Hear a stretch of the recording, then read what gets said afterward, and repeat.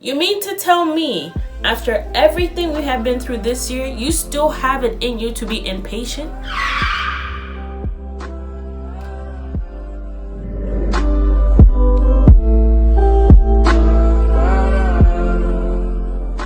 Welcome back to my channel. Thank you so much for clicking on this video. If you are new, please do consider subscribing at some point in this video.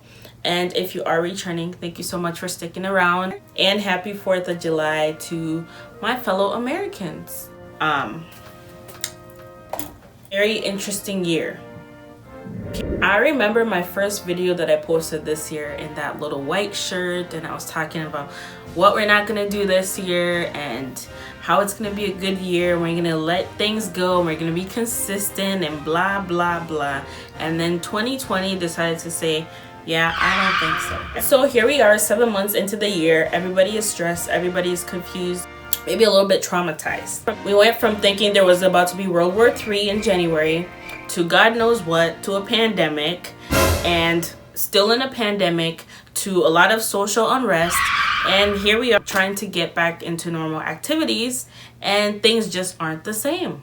Well, just to give you guys some update, salons are open again, obviously. I've been back to work a little over a month now, and it's been very interesting. You either have people who are like super grateful that you're open, or you either have people who are like impatient.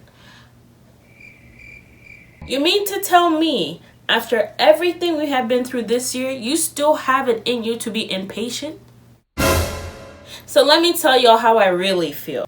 I've seen just about anything from fixing people's quarantine hair that they decided to either cut themselves, color themselves, or just mess ups in general.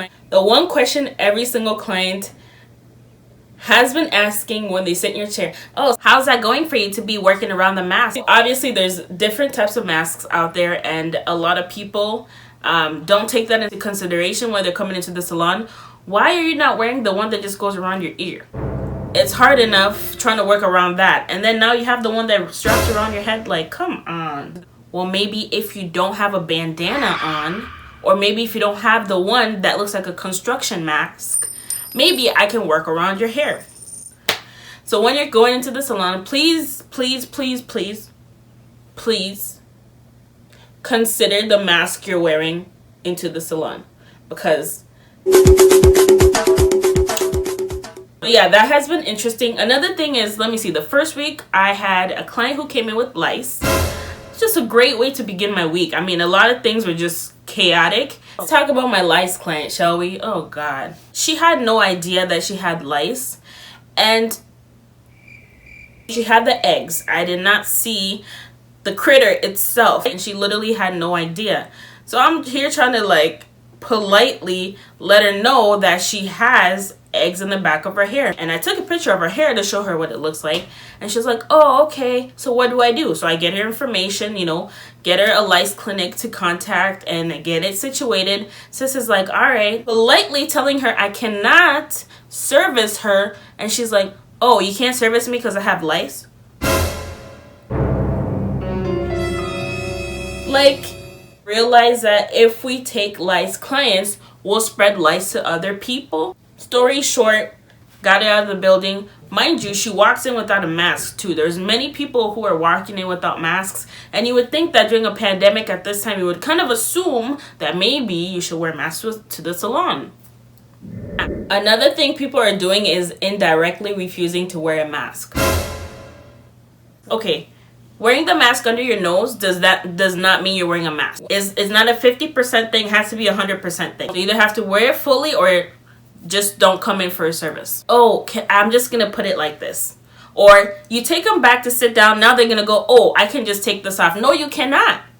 No, you cannot. You keep that on until you walk out of the building. I've heard people complain about, oh gosh, like this thing is suffocating me. This is like my first time wearing a mask. I'm sitting in my chair for maybe 20 minutes unless you have a long service. Why are you complaining? I wear one for you, you wear one for me.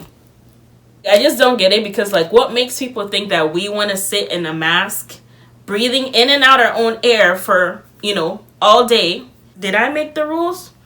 Did we make the rules? Another thing that has been literally super annoying, people who are impatient.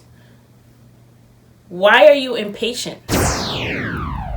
Why are you impatient? You should be grateful that you're even getting a service. You should be grateful. But no. I was told my appointment said 12:30 and right now it's 12:45. There was a guy that came in the other day, me and another coworker, so two of us. And this guy barges into the salon. We're both busy. I'm with a long service client and my coworker was with some like haircuts and stuff.